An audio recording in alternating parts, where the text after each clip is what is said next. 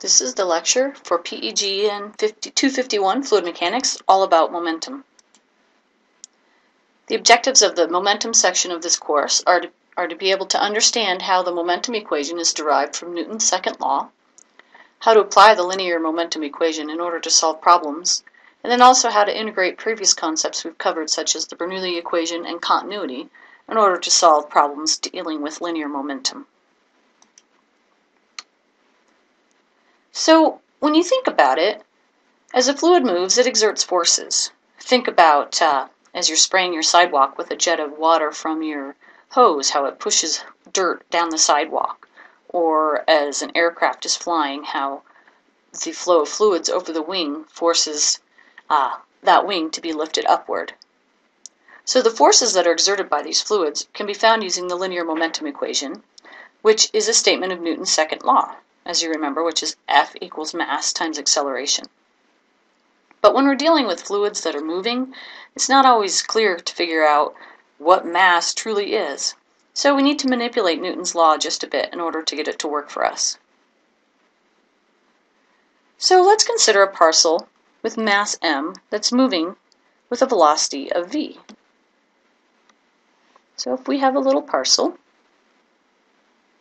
it has a mass m, and it's moving with a velocity that we'll call v. So we could say that the force on this object is equal to mass times acceleration.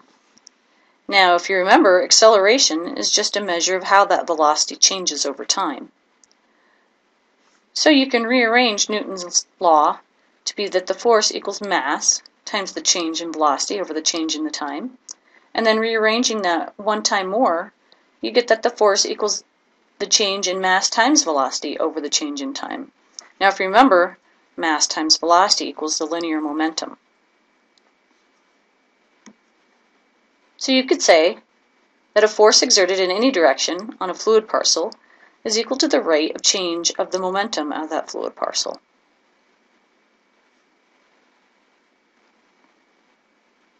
So let's look a bit closer at what I mean here.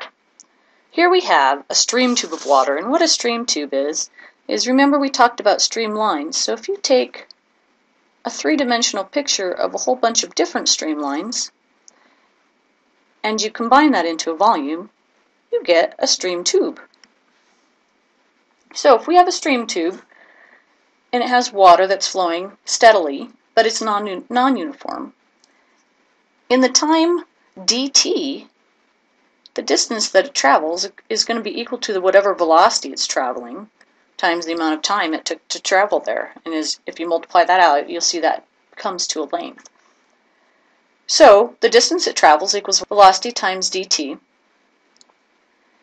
And then the volume of that fluid parcel then that's flowing in that amount of time dt is going to be equal to the cross-sectional area of that fluid parcel times the distance it traveled. So you have that the volume equals the area, cross-sectional area, times the velocity, times dt. So we're still looking at the stream tube here, but now we have point 1 and we have point 2. And at each end, at each point, point 1 and point 2, there's some volume of fluid flowing by that point. And that volume, once again, is going to be equal to the area times velocity times dt. That volume also has some sort of mass, and if you remember, mass is equal to volume times density. So you have the volume, a1v1 dt, times density. And that can be further simplified, remember, because area times volume times density is a mass flow. So you can further simplify volume into being a mass flow times dt. Volume also has some sort of momentum. And remember, momentum is equal to mass times velocity. And so you have a1v1 dt, rho 1 times v1. And you can simplify that to be the mass flow at 1 times the velocity at 1 times dt. And similarly, you have the same thing happening at point 2. So now if we go back to Newton's second law, remember we decided that the force that's exerted is equal to the rate of change of momentum. and momentum is equal to mass times velocity. So we have the force is equal to the mass flow times velocity times dt at point 2 minus the same at point 1 all over dt, which shows a rate of change of how that momentum changes from one point to another within that fluid. So if you have steady flow, then you can say that the mass flow in is equal to the mass flow out, and you can further simplify to be that the force is equal to your mass flow times V2 minus V1. And remember, mass flow is equal to Q times rho, so you could also say force is equal to Q times rho times V2 minus V1, or if you're using specific weight, you can also use that form. So this equation is true for a one-dimensional system. If we have two dimensions, it's the exact same thing. You're just going to need to break down the forces acting into two different components, into your x component and your y component, or your x component and your z component, depending on how you want to set up your coordinate system. So in a two-dimensional system, you'll have your x component and your y component, and for each direction then you'll have that the force in that direction equals the mass flow times the velocity out minus the velocity in. And notice that you have to kind of bring those into your coordinate system using cosine and sine and the angle at which your system is sitting. And then once you find those forces, you need to then resolve the forces. And if you take the square root of the sum of the squares of each of your forces, you'll get the resultant force, and this gives you the magnitude of the force. And then you also need to find which direction that force is acting in, which you can find using this formula for phi, which is the arctangent of the force in the y direction over the force in the x direction. And then if you had a 3D system, you would do the exact same thing. You just add a z component.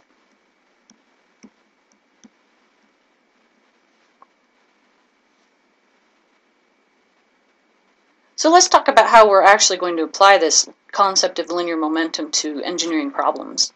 Now remember, momentum says that the force is acting on the fluid is equal to the rate of change of the momentum. And in general, then you could say that the sum of your forces is equal to the mass flow times the velocity out of your control volume minus the velocity in of your control volume. And you can also rewrite your mass flow as density times the flow rate if you would prefer. So your first step is to choose a control volume in which you want to analyze your problem. Then decide on a coordinate system and stick to it. So whatever direction you choose for x and y, you need to keep that consistent throughout your entire problem. Then draw a free body diagram. And this free body diagram is a little different because you're going to show forces acting on the free body diagram as well as the velocities that are crossing the control volume boundaries. And often this free body diagram is of the fluid and not of your object. You can do it either way, but sometimes it will be your fluid. So you need to include forces and velocity and include all sorts of body forces, and that includes weight, forces due to pressure, and so on. And then you need to take all this information and apply it with the momentum equation, the linear momentum equation here, saying that the sum of the forces is equal to your density times your flow rate times the quantity of velocity out minus velocity in. If you have more than one dimension, you need to solve for each component and then resolve those components to find the magnitude and direction of the total force. So let's look just conceptually here at how you might apply that to a blade, which is one part of a fan in a pump or something like that. You have one blade, and you're going to have some water spraying, a jet of water spraying at this blade in order to turn it. So here you can see that there's going to be some area of this jet of water, and that jet of water is going to have some velocity. So you could say that the flow rate of the water hitting this blade is going to be equal to the velocity times the area of your jet. We're just going to assume in this case that it's circular. And as the water hits the blade, it's going to strike the blade and then follow the contour of the blade until it exits it. So the first thing you need to do is to pick a control volume, and I'm going to say that my blade, basically a boundary surrounding my blade, is going to be the control volume. Pick some coordinates. I'm going to have that y is up and x is to the right, positive to positive directions of each of those. And then I'm going to draw a free body diagram of the fluid, including both the forces and the velocities. So here you can see I have the velocity entering my fluid, the velocity exiting my control volume, and then also here I have some reaction forces due to the momentum of this fluid. You could also, instead of R means reaction, you could also have F's, and that would mean that you are more interested in the forces due to the fluid moving instead of the reaction of something holding that fluid back.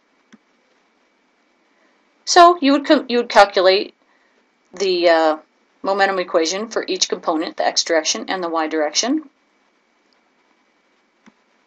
and then you would resolve that by using the sum of the squares, the square root of the sum of your squares to find the magnitude and the direction. And then when you write your answer, you want to integrate the direction with an arrow. So for example, if my x component was to the left and my y component was to the right, that I would say the direction of the force acting in this case follows this area, and then you would say what the angle phi was.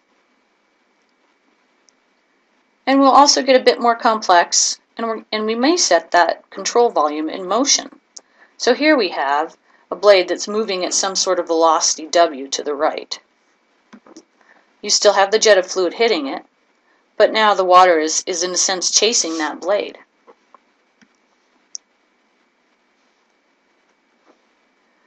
So here's your control volume, and now your control volume is moving. And so we bring in a few more variables. We have a capital V, which is the absolute velocity. That's the velocity here of your fluid coming out of your jet. And then you have relative velocity and the blade velocity. So if you were sitting on the blade, traveling along with it, that fluid would appear to have a velocity of lowercase v. This is called the relative velocity. So for example, if you had an absolute velocity, so the velocity of the fluid coming out of that hose there, out of that nozzle, of 100 feet per second, and the blade was moving at 30 feet per second, if you were sitting on that blade, it would appear to you that the water is moving at 70 feet per second. So your relative velocity is going to be 70 feet per second. Also, if you're sitting on the blade, because you have a relative velocity, you're also going to be seeing a different flow rate than this capital Q here that's coming out of your nozzle. It would appear to have a flow rate of your relative velocity times the area instead of the absolute velocity, Q prime. So Q prime is equal to your relative velocity times the area, and this is called the effective flow rate. So the effective flow rate in the case of our example above would be the 70 feet per second times your area. Now when you're solving problems using a moving control volume like this, make sure that you use the effective flow rate to calculate your momentum. But you can use either the absolute or the relative velocity, because when you subtract them you will end up with the same magnitude. But you need to make sure that you use either the absolute or the relative velocity, but not both. You need to be consistent throughout the entire problem. We will go over some examples, some concrete examples of how applying the momentum equation works in class. And in summary, for moving control volume, the sum of your forces equals density times your effective flow rate times the quantity of your velocity out minus your velocity in. Or this is your relative velocity, or it equals density times effective flow rate times your absolute velocity out minus your absolute velocity in.